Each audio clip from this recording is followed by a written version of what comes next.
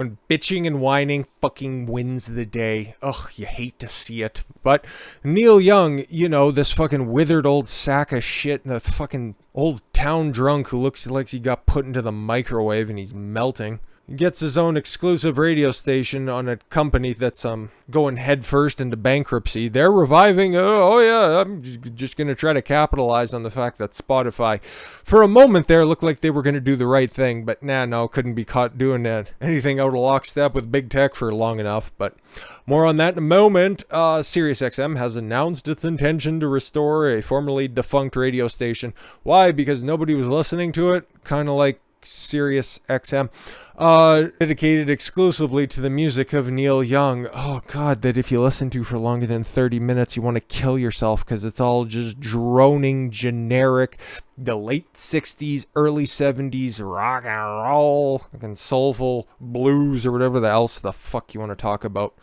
Listen, Canada's good for a lot of things, okay? Especially recently exporting this whole idea of freedom, which a couple months ago did not see coming, that's for true. And another thing that they've been very, very good at for a very long time, generic 70s rock and roll. Fucking garbage, dude.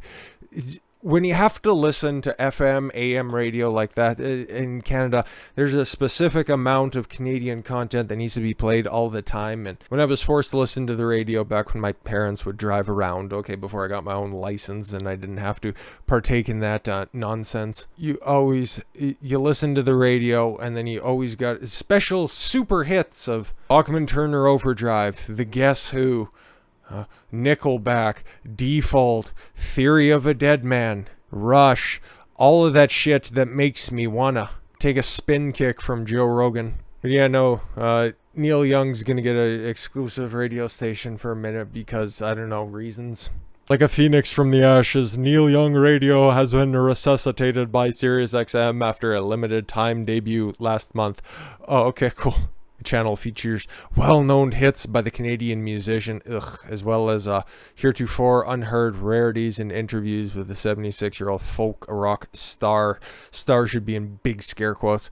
The new announcement follows after a dispute between Young and the streaming platform Spotify over the latter support of the Joe Rogan's Experience podcast. Very fleeting support, by the way. Looks like they finally reached their breaking point, but you know what? Neil Young's not alone on his crusade. He wanted his music taken down because Joe Rogan's out there spreading misinformation. I don't know what he's on about. Not Rogan, just this fucking pickled old fossil. No, we're not going to be able to hear the dulcet tones of Nils Lofgren. Who's that? Don't care. No, it's one of the guitarists from the E Street Band. Bruce Springsteen's fucking a waste of time and effort. But then again, what else could he do with his life? Extol the virtues of Jersey from the fucking shipping docks? Suck a dick and die. Joe Rogan apologizes after Spotify backlash over COVID episodes. God, what a bitch. Never apologize. Because the people that you're apologizing to don't want your apology. They just want you to grovel in perpetuity. You're not accomplishing anything by fucking capitulating to their demands. Joe Rogan has apologized and pledged more balance on his controversial podcast. What's controversial about it? People still listen to it after it became exclusive to Spotify? All right.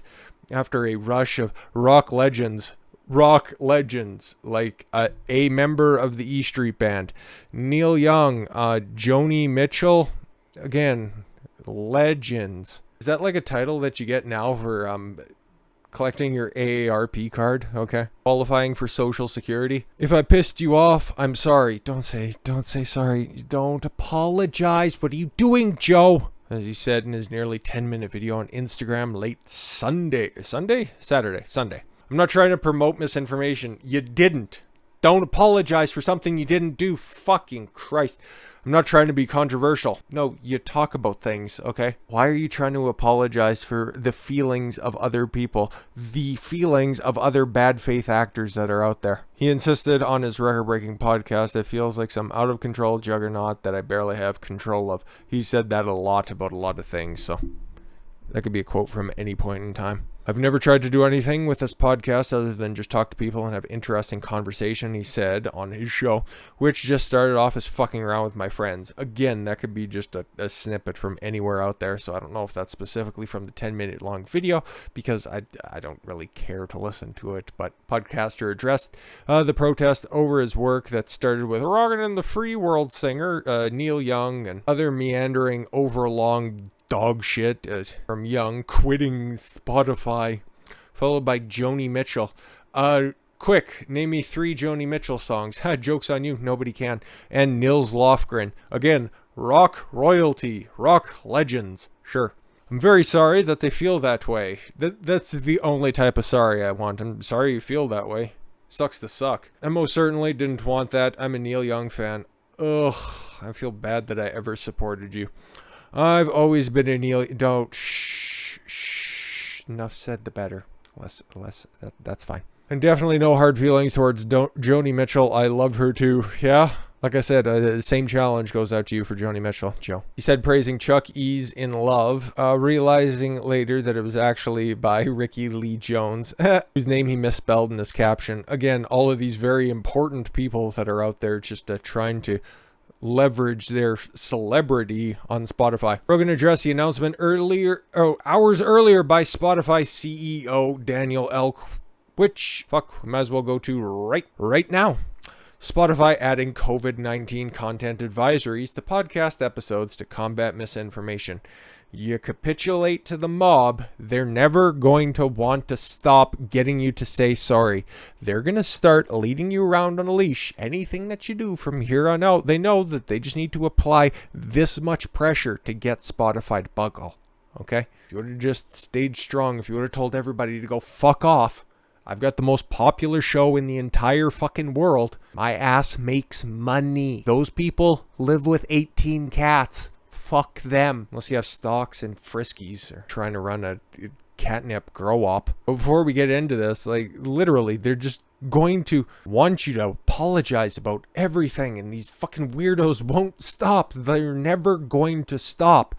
That's why you don't give in to them. That's why you just tell them to fuck off, mind their own business, stay in your lane, crusty. This bitch who wrote a book about, I don't know, her interpretation about history, okay, this fiction writer, calling someone a racist in today's United States is not intended to reveal a great truth, but meant to destroy. Charges of racism once leveled, leveled, are hard to fight back against. That's why you don't. That's why you just say, nope, I'm not, and just go on with your day.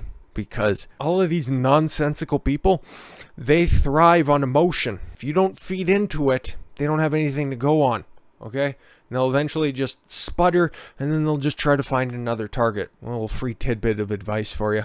The burden of proof is on the accuser, not the accuser. Yeah, whatever, Libby, don't care. When 1619 Project author and founder Nikole Hannah-Jones, you know, the lady who's like, racism is everywhere, and America was founded on slavery, and slavery still exists. Whatever. Level charges of racism at famed yet controversial. He's not controversial. He's controversial because you label him controversial, you tard.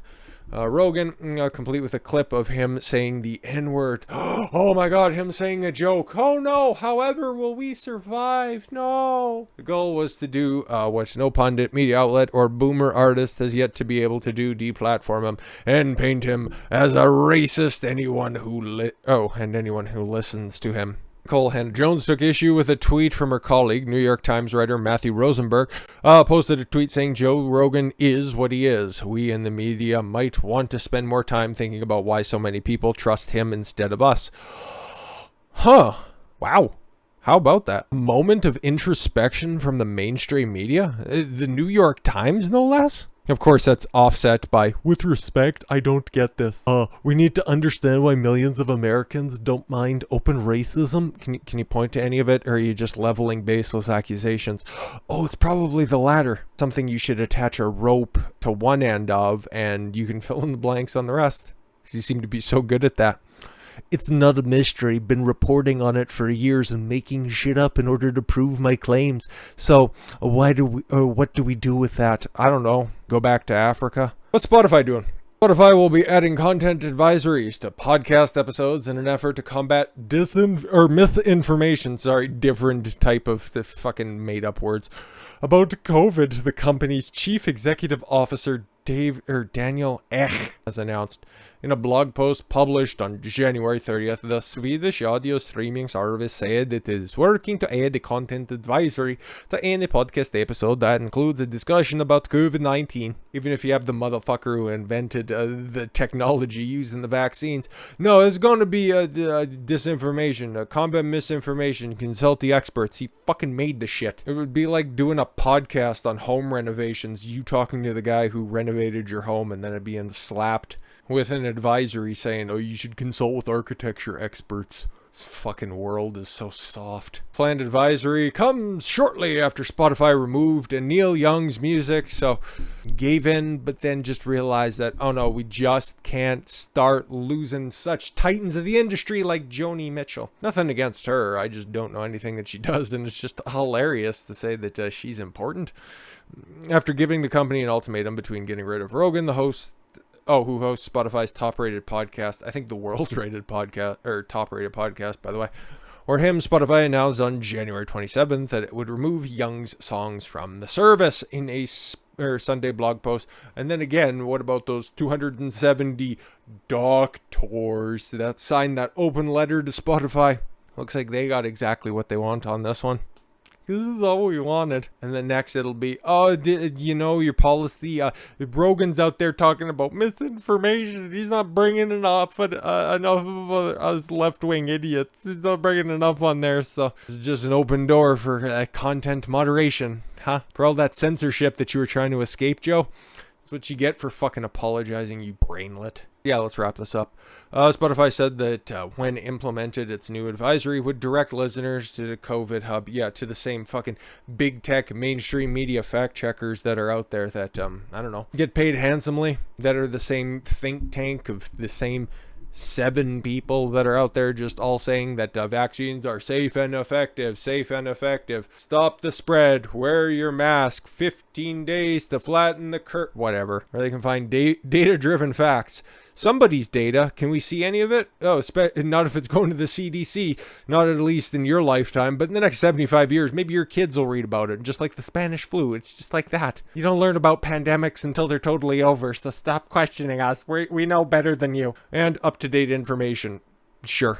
It's funny, right? Because, oh, God. Side note, fuck Spotify, by the way. But it's funny, right? Because I like a bunch of different things that's out there. Obviously, I like to keep up on the news. Okay, I like sports every once in a while. I just couldn't be bothered to watch any of them because they're all just so cucked and fucked. But speaking of which, some of the other things that I do like, I like wrestling. Okay, you guys know I've done a couple of videos about professional wrestling. I know, weird, right?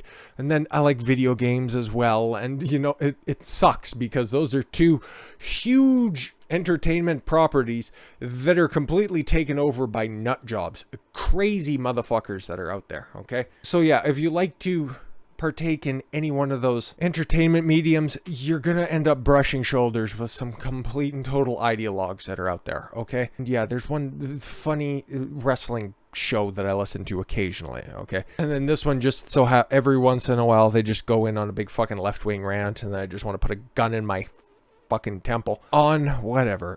Suck it, I don't like talking about my life. But no, I'm listening and then all of a sudden they start to bring up the coof and then they're running with ancient fucking statistics at this point. But that's totally fine. That's totally fine. You can be completely wrong about all this stuff.